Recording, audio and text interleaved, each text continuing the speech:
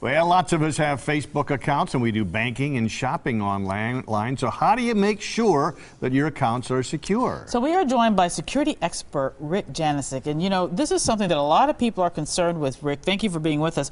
How concerned should we be about this? Because a lot of people don't take this as seriously as they should. You're exactly right.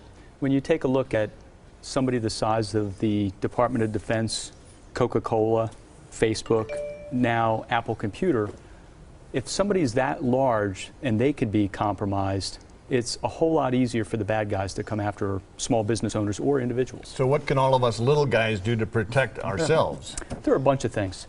First, a lot of people do shopping online. So when you do shopping online, you want to do a couple of things. You want to go to places that you know, you like, and you trust. Amazon's a good place. Locally, you can think of Kohl's. Kohl's does a nice job.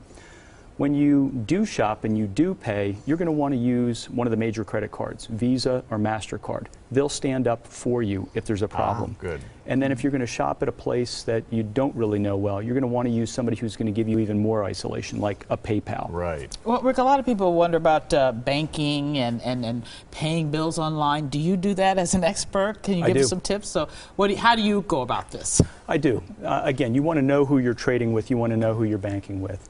And you want to be careful, especially when it comes to some of the elements of security.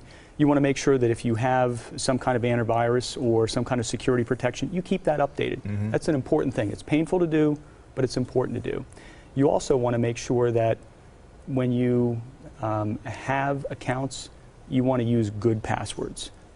Passwords are painful to use for many people. And to remember. And to remember, absolutely. Painful. But if you think of SMART, you want to have simple for you to remember, difficult for somebody else to guess.